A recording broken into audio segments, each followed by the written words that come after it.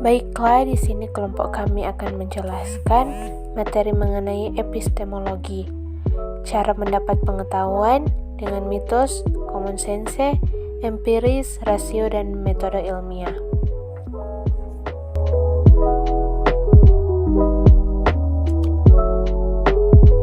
Epistemologi. Secara epistemologi berasal dari bahasa Yunani episteme yang berarti pengetahuan dan logos yang berarti ilmu. Jadi, epistemologi adalah suatu ilmu yang mempelajari dan memperbincangkan pengetahuan. Epistemologi merupakan ilmu yang mempertanyakan 5 masalah pokok, yaitu apakah sebenarnya pengetahuan itu, dari mana sumbernya pengetahuan, bagaimana sifat pengetahuan, apakah pengetahuan dijamin kebenarannya, bagaimana cara mengetahui bahwa pengetahuan kita dikatakan benar. Kelima pertanyaan tersebut sesungguhnya merupakan pokok permasalahan yang dikaji dalam epistemologi. Oleh karena itu, secara umum, epistemologi dapat dimengerti sebagai ilmu yang mempelajari hakikat, asal-usul, cakupan, struktur, serta model dan validitas pengetahuan.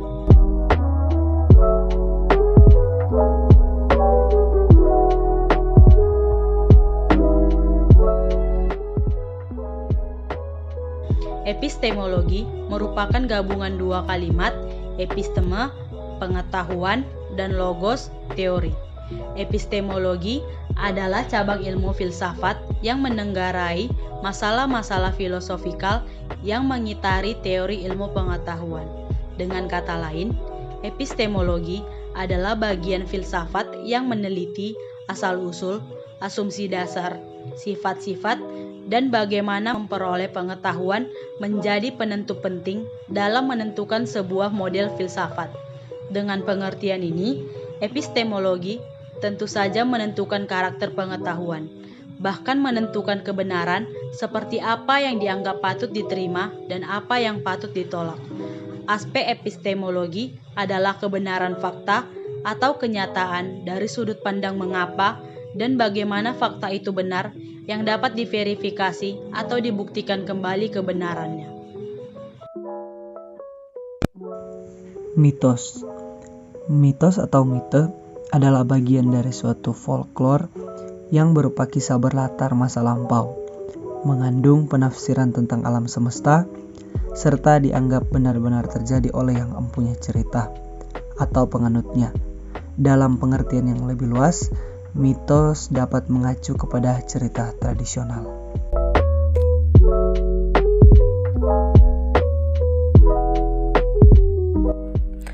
Yang kedua, common sense, diperoleh melalui tradisi atau kebiasaan adat istiadat yang kemudian disebut common sense atau paham orang awam.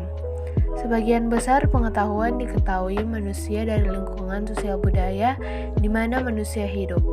Pengalaman-pengalaman hidup sosial budaya yang berupa adat istiadat, kebiasaan ini kemudian diwariskan dan diteruskan dari generasi satu ke generasi berikutnya secara turun-temurun, sehingga pengetahuan spontan ini tidak akan menjadi hilang, akan tetapi semakin berkembang. Cara yang umum memandang kepada tradisi yang turun-temurun ini biasanya dinamakan paham orang awam atau common sense.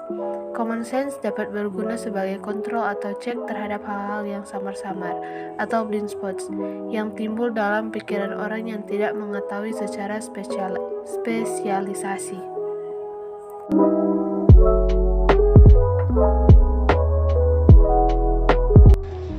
cara mendapatkan pengetahuan dengan empiris. Dalam konteks ini, yang dimaksud adalah paham yang berpendapat bahwa pengetahuan manusia itu bukan didapat melalui penalaran rasional yang abstrak, namun lewat pengalaman yang konkret. Pemikiran seperti ini paling tidak dimulai sejak zaman Aristoteles. Semenjak itu, muncul tradisi epistemologi yang kuat untuk mendasarkan diri kepada pengalaman manusia dan meningkatkan cita-cita untuk mencari pengetahuan yang mutlak tersebut.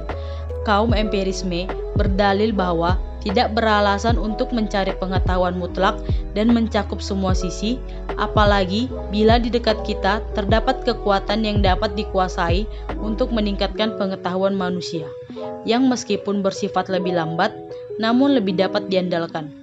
Kaum empiris cukup puas dengan mengembangkan sebuah sistem pengetahuan yang mempunyai peluang yang besar untuk benar meskipun kepastian mutlak tidak dapat dijamin. Kaum empirisme memegang teguh pendapat bahwa pengetahuan dapat diperoleh lewat pengalaman.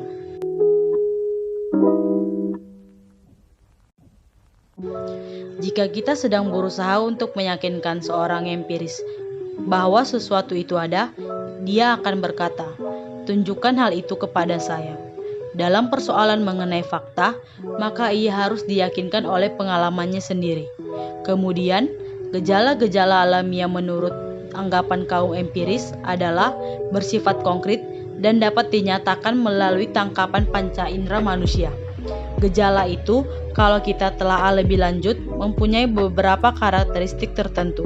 Umpamanya saja, terdapat pola yang teratur mengenai suatu kejadian tertentu.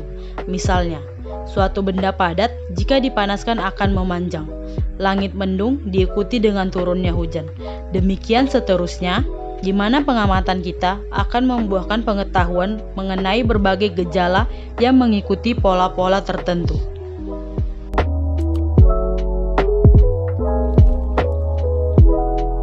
Rasionalisme secara etimologi adalah berasal dari bahasa Inggris ratio yang berarti pikiran.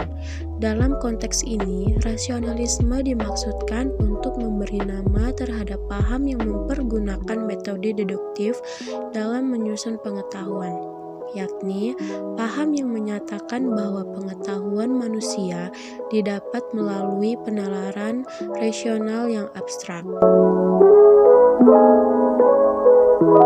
Kaum rasionalisme dalam membangun argumentasinya memulai dengan suatu pernyataan yang sudah pasti.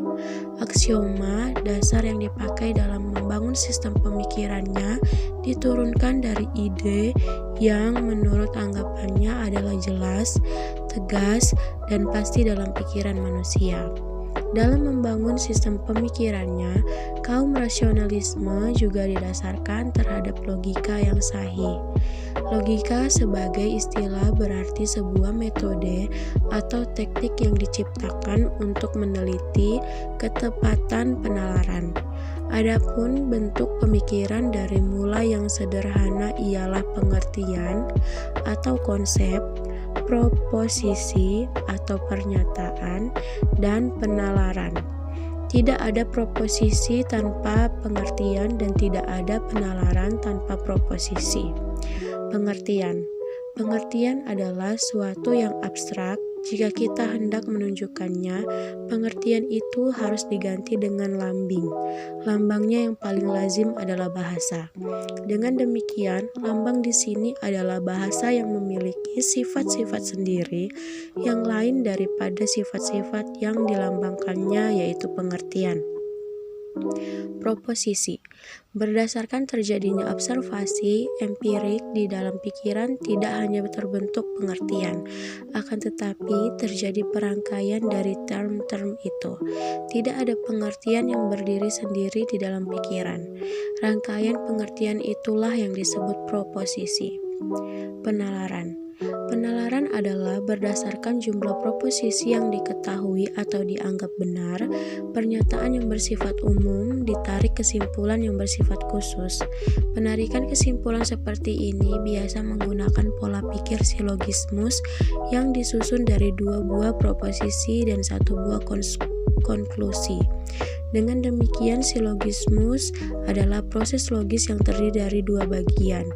Dua bagian pertama adalah premis atau pangkal tolak penalaan silogistik, sedangkan bagian ketiga merupakan rumusan hubungan yang terdapat antara kedua bagian pertama lewat pertolongan term penengah M.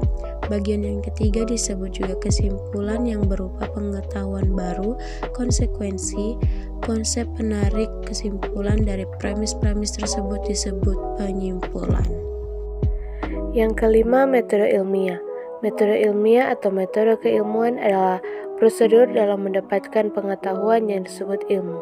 Ada asumsi yang luas bahwa sebenarnya ilmu pada dasarnya adalah metode induktif empiris dalam memperoleh pengetahuan.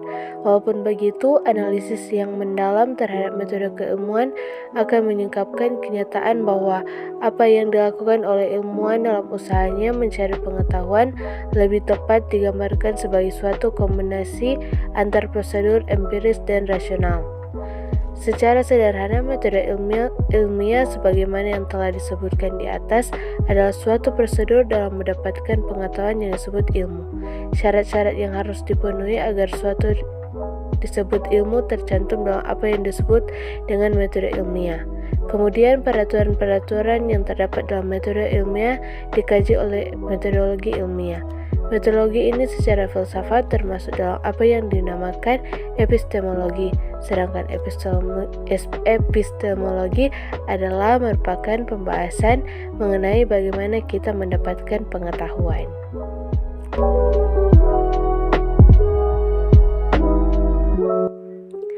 Metode ilmiah merupakan ekspresi mengenai bagaimana bekerjanya pikiran. Dengan cara bekerja ini, maka pengetahuan yang dihasilkan diharapkan mempunyai karakteristik tertentu yang diminta oleh pengetahuan ilmiah, yaitu sifat rasional dan teruji yang memungkinkan tubuh pengetahuan dan yang disusunnya merupakan pengetahuan yang dapat diandalkan. Dalam hal ini, maka metode ilmiah mencoba menggabungkan cara berpikir deduktif dan cara berpikir induktif dalam membangun tubuh pengetahuannya. Berpikir deduktif memberikan sifat yang rasional kepada pengetahuan ilmiah dan bersifat konsisten dengan pengetahuan yang telah dikumpulkan sebelumnya. Metode keilmuan akan mudah dipahami jika rangkaian-rangkaian prosedurnya dipenuhi. Setidaknya rangkaian prosedurnya itu dapat diuraikan dalam 6 langkah sebagai berikut. Yang pertama, kesadaran dan perumusan masalah. Yang kedua, pengamatan dan pengumpulan data yang relevan. Yang ketiga, penyusunan atau klasifikasi data. Keempat, perumusan hipotesis. Kelima, definisi dan hipotesis. Dan yang keenam, tes dan pengujian kebenaran atau verifikasi dari hipotesis. Untuk lebih jelasnya, berikut ini akan diuraikan satu persatu dari rangkaian prosedur-prosedur di atas. Yang pertama, kesadaran dan perumusan masalah. Suatu hal yang lazim bahwa manusia menemukan beberapa kesulitan dalam menghadapi dunia ini. Tanpa adanya suatu masalah yang didefinisikan secara jelas, manusia tidak akan mempunyai jalan untuk mengetahui fakta yang harus dikumpulkan. Metode keilmuan pada tahap permulaan ini menekankan pada pernyataan yang jelas dan tepat dalam sebuah masalah. Yang kedua, pengamatan dan pengujian data. Tahap ini merupakan suatu yang paling dikenal dalam metode keilmuan, disebabkan banyaknya kegiatan keilmuan yang diarahkan kepada pengumpulan data ini. Maka banyak orang yang menyampaikan keilmuan dengan mengumpulkan fakta. Yang ketiga, penyusunan dan klasifikasi data. Tahap metode keilmuan ini menekankan pada penyusunan fakta dalam kelompok-kelompok, jenis-jenis, dan kelas-kelas dalam sebuah cabang ilmu.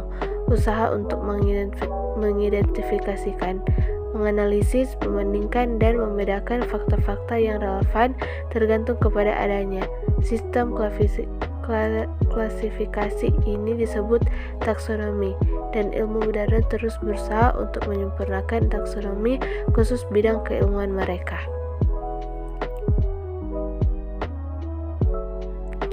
Yang keempat, perumusan hipotesis.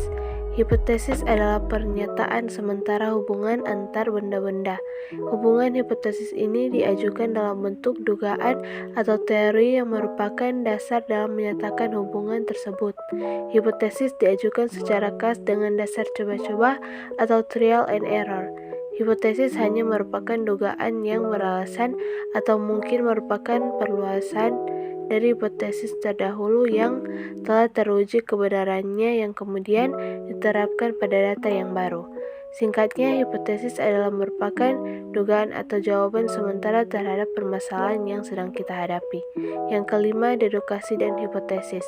Mereka yang berpikir bahwa ilmu adalah metode yang semata-mata berpegang teguh terhadap jalan pikiran induktif yang melangkah secara langsung dan fakta penjelasan harus memperhatikan secara seksama peranan dari hipotesis.